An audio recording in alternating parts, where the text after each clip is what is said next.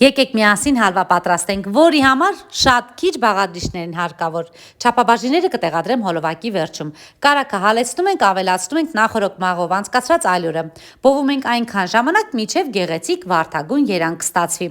Ցանկության դեպքում կարող եք մի փոքր վանիլ ավելացնել եւ շաքարավազը ըստ ճաշակի։ Խառնում ենք մինչև միասր զանգված կստացվի եւ տեղափոխում ենք այն ամանի մեջ, որի մեջ պետք է վերջնական մեր հալվան սառի։ Քանի դեռ տաք է, պետք է գեղեցիկ տեսքի բերել եւ կտրատել։ Կտրատում եք ինչպես ինքներդ կցանկանաք կամ կտրատեք ինչպես հոլովակում եմ ցուցադրել։ Իսկ դուք չեք մոռանում կիսվել ձեր պատրաստման եղանակով եւ բաղադրատոմսով։ Ինձ շատ հետաքրքիր է ձեր պատրաստման տարբերակը։ Կտրատում ենք եւ թողնում ենք միջև լիովին կհովանա։ Հովանալուց հետո եւս մեկ անգամ այսպես կտրատում ենք եւ կարող ենք մատուցել։ Հավատացնում եմ անչափ համեղ տարբերակ է։ Իսկ դուք չեք մոռանում թողնել մեկտավանոցներ եւ բաժանորդագրվել։